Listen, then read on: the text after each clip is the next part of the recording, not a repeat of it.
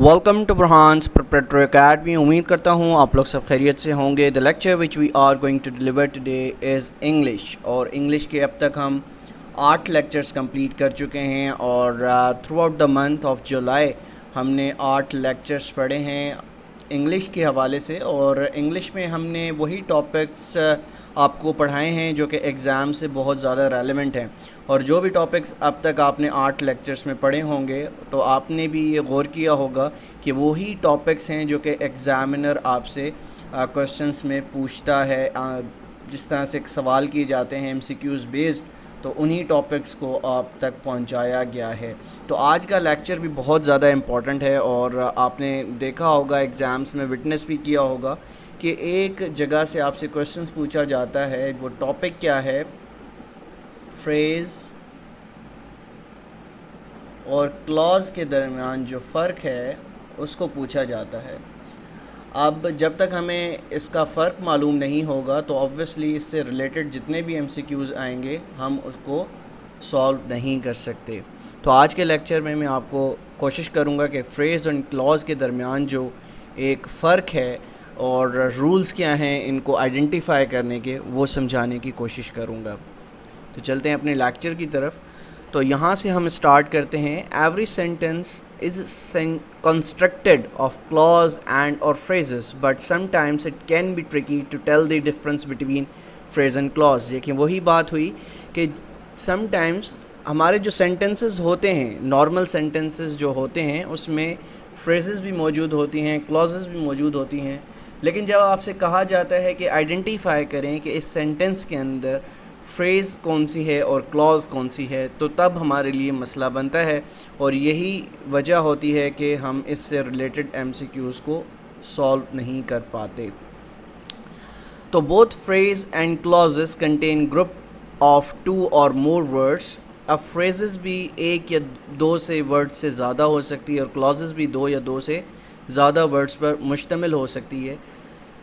and help us to make sentences but they both have different roles। ठीक है, अब क्या है, जो फ्रेज़ एंड क्लॉज हैं इन दोनों के डिफरेंट रोल्स हैं। ठीक है, अब आसान लफ्ज़ों में आपको बताऊंगा और जहन में ये चीज़ बिठा लें। इंशाल्लाह आइंदा आने वाले जितने भी क्वेश्चंस होंगे related to phrase and clause, आप उसका गलत आंसर नहीं करेंगे अगर आज का लेक्चर आप गौर से सुन लेते हैं। A clause is a group of words that contains a subject and a verb। ठीक है, सब्जेक्ट एंड वर्ब क्या है ऑलरेडी हम पिछले लेक्चर्स में पढ़ चुके हैं। अब क्लॉज के अंदर सब्जेक्ट भी मौजूद होगा और वर्ब भी मौजूद होगा, तो वो क्या कहलाएगा? वो कहलाई जाएगी क्लॉज। ठीक है, फिर से पढ़ लें। A clause is a group of words that contains subject and a verb. Subject and a verb जिस सेंटेंस के अंदर मौजूद होगा तो आप ये आइडेंटिफाई कर सकते हैं कि ये क्लॉज है। अब फ्रेज़ क्या है? फ्रेज़ ऑब्वियसली इसका उलट होगी। अ phrase is a group of words but it does not contain a subject and a verb. ठीक है, तो क्या होता है, जो फ्रेज़ होती है उसमें या सब्जेक्ट गायब होगा या वर्ब गायब होगा, तो दोनों में से एक चीज़ मिसिंग होगी, तो हम उसे क्या कहेंगे? उसे फ्रेज़ कहेंगे। A sentence can exist as a single clause, but a single phrase can't make up a sentence। एक सिंगल क्लॉज अगर अब हमारे पास मौजूद है तो वो सेंटेंस बना सकती है, लेकिन ए सिंगल फ्रेज जो है वो आपका एक सेंटेंस नहीं बना सकती। ठीक है, clauses on the other hand are necessary. ठीक है, removing a clause from the sentence may affect the understanding. ठीक है, अगर आप एक सेंटेंस के अंदर से क्लॉजेस को ख़त्म कर देते हैं तो अल्टीमेटली क्या होगा, जो आपका सेंटेंस होगा वो मीनिंगलेस बन जाएगा। क्या हो जाएगा?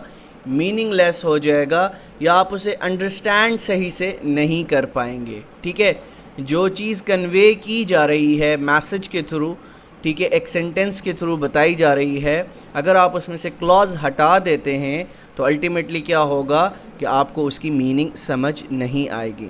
मज़ीद आगे बढ़ते हैं। Here is example of sentence that uses both a phrase and a clause.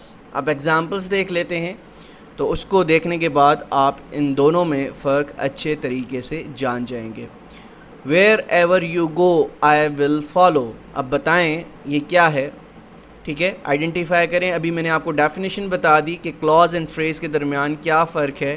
ٹھیک ہے، تو یہ کیا ہے، wherever you go is a phrase. ٹھیک ہے، اگر میں سینٹنس کو یہاں پر 2 منٹ کے لیے یہاں پر سمجھ جائیں، اگر میں سینٹنس کو صرف اور صرف اتنا بناتا ہوں ویئر ایور یو گو، ٹھیک ہے، کیا یہ میننگ آپ کو صحیح سے ڈلیور کر رہا ہے؟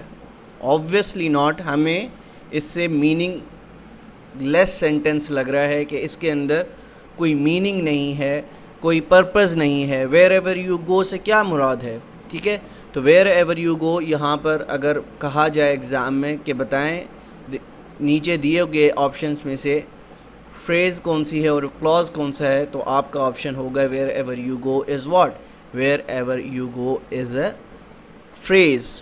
ٹھیک ہے، اب یہ بتا دیا ہے سینٹنس کے اندر ویئر ایور یو گو کیا ہے، is a phrase and I will follow is the clause. ٹھیک ہے، اب دیکھیں آئی یہاں پر ہمارا کیا ہے، سبجیکٹ ہے، فالو یہاں پر ہمارا ورب ہے.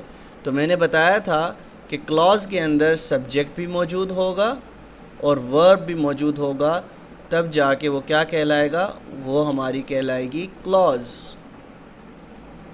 ٹھیک ہے، ذہن نشین کر لیں ان چیزوں کو. آگے چلتے ہیں. Where ever you go doesn't make sense on its own. جیسا کہ میں نے ابھی آپ کو ڈیفائن کیا اس چیز کو. It's not a completed thought but I will follow contain both subject and verb I and follow respectively. It's a complete thought and we don't need any more words to understand the meaning of the sentence. اب یہ دیکھیں freeze Claus دونوں مل کر آپس میں کیا بناتے ہیں، یہ ایک سینٹنس بناتے ہیں. ٹھیک ہے، اگر میں یہاں سے کلاز ہٹا دوں، کلاز کو یہاں سے ہم ہٹا دیتے ہیں تو کیا یہ سینٹنس بنے گا؟ نہیں، کبھی بھی سینٹنس نہیں بن سکتا.